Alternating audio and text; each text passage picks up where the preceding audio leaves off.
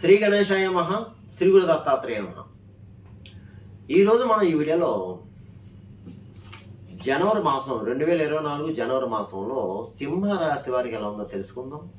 సింహరాశి మకా 1, 2, 3, 4 పాదాలు, పుబ్బ 1, 2, 3, 4 పాదాలు, ఉత్తర 1వ పాదం సింహరాశిలోకి వస్తాయమ్మా. అయితే ఈ రాశిలో ఉన్న స్త్రీలకి పురుషులకి ఈ మాసంలో గ్రహ సంచారం బాగుంది, యోగదాయకంగా ఉంది. అన్ని రకాలుగా అన్ని విధాల అన్ని రంగాల వారికి బాగుంది.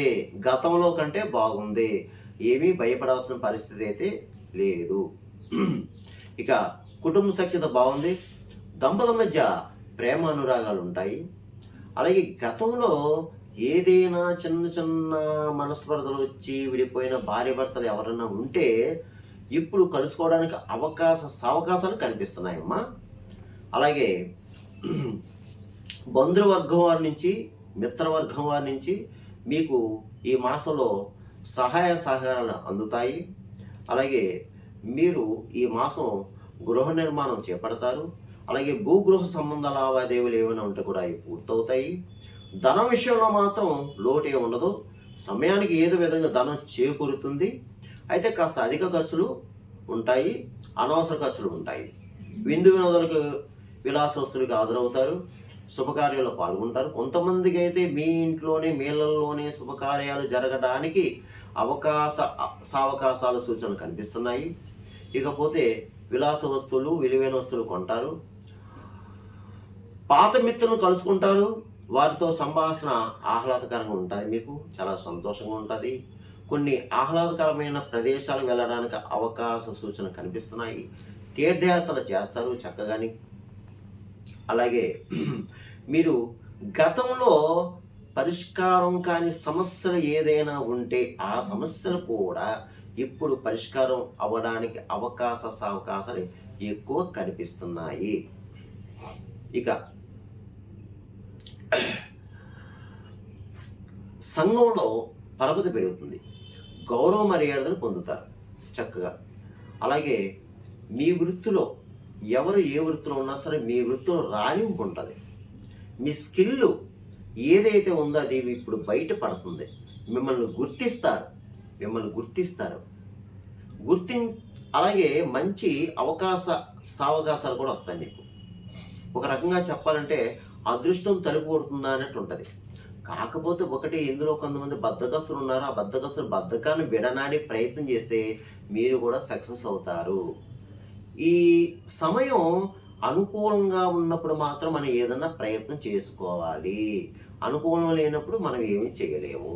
అందుగురించి అందరూ ఎవరు ఏ ప్రయత్నం చేసినా వృత్తిపరంగా, వ్యాపారపరంగా, ఉద్యోగపరంగా ఎవరు ఏ ప్రయత్నం చేసినా సరే చేయండి, మీరు సక్సెస్ అవుతారు. అలాగే ఇతర దేశం వెళ్ళే వారికి బాగుంది. ఇతర దేశం చదువు రీత్యా కానీ, ఉద్యోగ రీత్యా కానీ వెళ్ళే వారికి బాగుంది. అలాగే ఇతర దేశం ఉన్నవారికి కూడా బాగుంది. ఈ మాసం మీకు చక్కగా ఉంది. ఇతర దేశం ఉన్నవారికి కూడా చాలా చక్కగా ఉంది మీకు.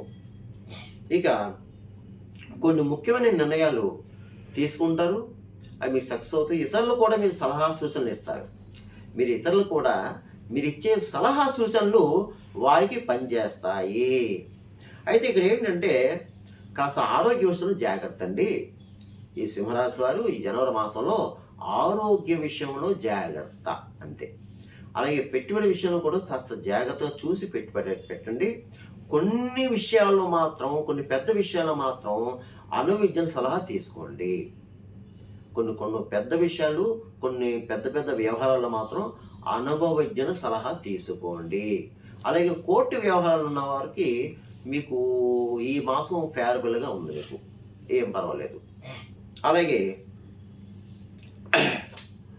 భవిష్యత్తు ప్రణాళికలు కూడా ఈ మాసం మీరు వేసుకుంటారు. భవిష్యత్తు ప్రణాళిక చక్కగా వేసుకుంటారు. అలాగే మంచి మార్గంలో వెళ్ళడానికి అవకాశం ఉంది. ఏది ఏమైనా సరే ఈ రాశికి ఈ మాసం అంతా బాగుందండి. అయితే అప్పుడప్పుడు కాస్త మానసిక రుగ్మతులు ఏర్పడతాయి. అది కూడా మీరు కంగారు పడవద్దు. మానసికంగా రుగ్మతులు ఉంటాయి, కంగారు పడవద్దు. చివరిలో నేను చెప్పే పరిహారం చేసుకుంటే మీకు సరిపోతుంది. అయితే ఈ రాశి వారికి రియల్ ఎస్టేట్ రంగంలో ఉన్నకు బాగుంది. అలాగే ప్రైవేట్ కాంట్రాక్ట్స్ కూడా బాగుంది. స్పెక్యులేషన్ లాభిస్తుంది. మోటార్ ఫీల్డ్ వరకు బాగుంది. రాజకీయ నాయకులకి బాగుంది. ప్రజల్లో మంచి గుర్తింపు తెచ్చుకుంటారు. ఇక కళారంగంలో ఉన్న వారికి బాగుందమ్మా. సినిమా టీవీ రంగంలో ఉన్న వారికి అన్ని డిపార్ట్మెంట్ వారికి కూడా బాగుంది. మంచి అవకాశాలు వస్తాయి. సువర్ణ అవకాశాలు వస్తాయి. పాడు చేసుకోవద్దు. ఈ మాసం మీకు పాడు చేసుకోవద్దు.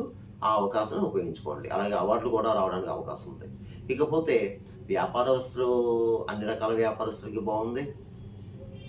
సొంతంగా కూడా వ్యాపారం పెట్టుకోవచ్చు. జాయింట్ వ్యాపారస్తులు కూడా బాగుంది. ఈ మాసం జాయింట్గా చేసే వ్యాపారస్తులకు బాగుంది. సొంతంగా వ్యాపారం పెట్టుకోవచ్చు. ఇక ప్రభుత్వ పరంగా, ప్రైవేట్ పరంగా ఉన్న ఉద్యోగస్తులకు కూడా బాగుందండి. మీకు ప్రమోషన్స్లో కూడిన బదిలీలు ఉంటాయి. ఇంక్రిమెంట్లు పెరుగుతాయి. శాలరీస్ పెరుగుతాయి. అలాగే కొత్తగా ఉద్యోగం ప్రయత్నం చేసుకోవాలి కూడా చేయండి. ఈ రాశివారు కొత్తగా ఉద్యోగ ప్రయత్నం చేయండి. తప్పకుండా మీకు ఉద్యోగం వస్తుంది. అలాగే చదువుకునే విద్యార్థులు ఎవరైతే ఉన్నారో చక్కగా చదువుతారు. ఇతర వ్యాపకాలు ఉండవు. చాలా చక్కగా శ్రద్ధగా చదువుతారు. అలాగే కళ్యాణం అయ్యే వాళ్ళు ఎవరు ఉంటే ప్రయత్నం చేసుకొని మాసం, అబ్బాయిలు కానీ అమ్మాయిలు కానీ వివాహం వారికి ప్రయత్నం చేసామంటే ప్రయత్నం చేసుకొని మీకు అవుతారు. ఇకపోతే నేను చెప్పిన ఈ మాస ఫలాలు మీకు కేవలం ఒక 30% 40% మాత్రమే పనిచేస్తాయి. మిగతాయి మీ జన్మ జాతకాన్ని బట్టి ఉంటాయి. ఎందుకంటే నేను చెప్పిన కొంతమంది జరగచ్చు, కొంతమంది జరగకపోవచ్చు. ఎందుకంటే మీ జన్మ లగ్నం, మీ జన్మ రాశి, మీ రాశిలో ఉన్న ప్లానెటరీ పొజిషన్ ఉన్న పరిస్థితి, జరిగే దశ అంతర్దశను కూడా బట్టి ఉంటుందమ్మా. అందరికీ నేను చెప్పిన జరగాలని జరగకూడదు ఏమి లేదు. ఇది మాత్రం నా వీడియో చూసి వీక్షలు గమనించండి. మీకు ఏమైనా సలహాలు సూచనలు కావాలంటే ఈ కింద ఉన్న నెంబర్కి కాల్ చేసి ఆఫీస్కి ఫోన్ చేసి మీరు సంప్రదించవచ్చు. ఇకపోతే ఈ రాశివారు, ఈ సింహరాశి వారు జనవరి మాసంలో నేను చెప్పే పరిహారం చేసుకుంటే మీ అందరికీ ఈ మాసం అంతా బాగుంటుంది. మీరు ఏం చేయాలంటే ఎక్కువ ఈ మాసం సూర్య ఆరాధన చేసుకోండి. ఎక్కువ సూర్యుని ఆరాధించడం, కాస్త ఉదయాన్నే లేవడం, సూర్య నమస్కారం చేసుకోవడం, ఆదిత్య హృదయం, సూర్య అష్టకం చదువుకోవాలమ్మా కంపల్సరీ.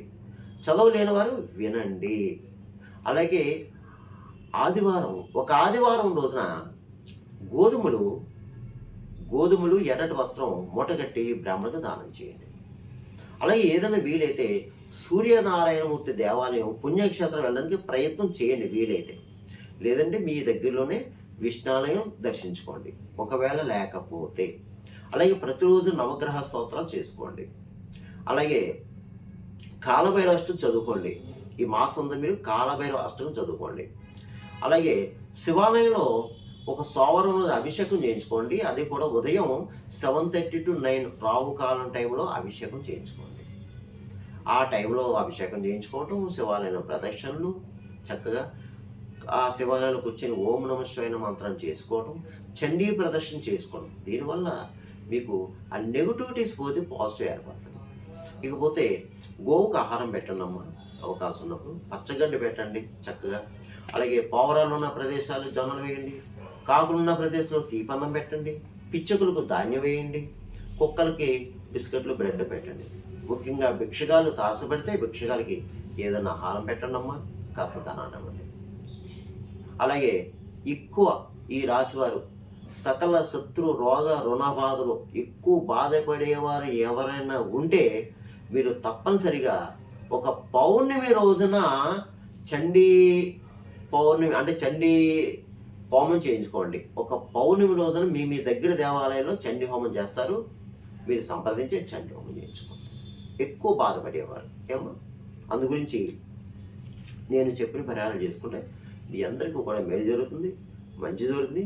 సర్వేజన సుఖనభవంతు, శుభభవంతు, స్వస్తి.